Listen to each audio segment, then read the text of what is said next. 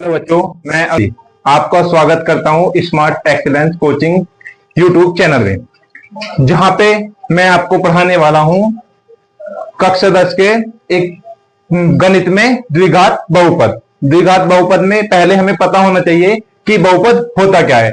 बहुपद होता है, देखो ये है चर और अचर से मिलकर बने व्यंजकों की श्रेणी जिसमें चर की घात पूर्ण संख्या हो। पूर्ण संख्या आप जानते हो पूर्ण संख्या क्या आती है, 0 से इनफाइनाइट तक होती है। ठीक है, 0 1 2 3 ये इनफाइनाइट तक होता है, उन्हें बहुपद कहते हैं। बहुपद जैसे उदाहरण ये रहा 3x² - 4x + 7, एक क्या है, एक बहुपद है। इसी में देखो ये है, हमने लिखा 1/x। 1/x को कैसे लिख सकते हैं, x⁻⁻1, जो एक बहुपद नहीं है। बहुपद क्यों नहीं है, क्योंकि ये एक इसकी जो घात है ये एक पूर्ण संख्या नहीं है। क्या नहीं है, एक पूर्ण संख्या नहीं है। जब ये पूर्ण संख्या नहीं है तो क्या है, ये हमारा एक बहुपद नहीं है।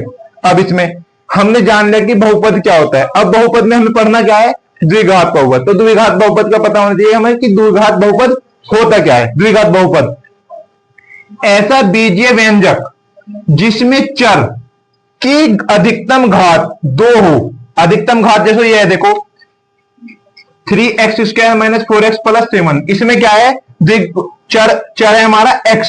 x की पावर अधिकतम क्या है, देखो यहां पे 1 है, यहां पे 2 है, तो इसकी अधिकतम घात क्या हुई, 2।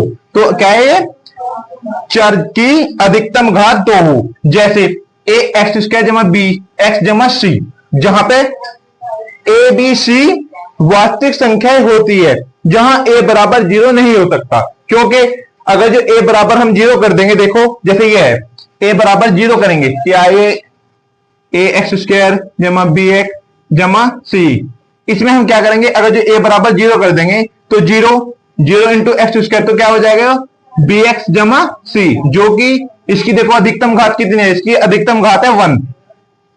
तो ये द्विघात बहुपद नहीं होगा।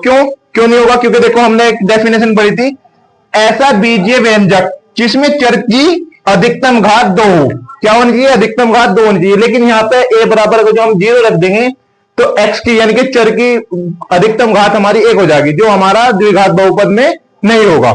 इसलिए हमारा जो द्विघात बहुपद होगा वो उसमें x की यानी कि चर की पावर अधिकतम 2 होनी चाहिए। अब देखो सुनो, चर अचर क्या होता है, क्योंकि अगर जो हमें यही नहीं पता होगा कि चर अचर क्या होता है तो हमारे सवाल ही नहीं हो पाने का। तो चर क्या होता है, देखो चर होती है, कोई भी मान ले लेते हैं हम, जो x y z, इसमें क्या है, इनका मान बदलता रहता है। क्या है, मान बदलता रहता है। जैसे देखो हम कहीं x बराबर 1 लिखेंगे तो कहीं x बराबर 2 लिखेंगे। ठीक है, जैसे x बराबर हमने कहीं मान लिया 1 2 3, तो कहीं x का मान 10 भी आ जाएगा, हमारा 12 भी आ जाएगा। तो क्या है, ये एक चर है। इसके अपोजिट ये अचर क्या होती है, ए माने नहीं, चर जो चर नहीं है। जैसे 1 2 3 4 इनफाइनाइट कुछ भी हो सकती है। अचर संख्या का मान जो है हमेशा कांस्टेंट रहता है। कांस्टेंट रहता है मतलब ये अचर का मान कभी बदलेगा नहीं। ठीक है, और इसमें हम कुछ आपको और बताने वाला हूं, जैसे अभी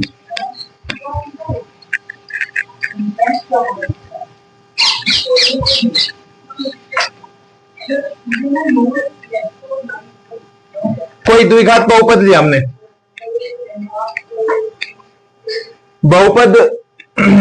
कोई बहुपद लिया हमने, कोई बहुपद द्विघात बहुपद, सॉरी द्विघात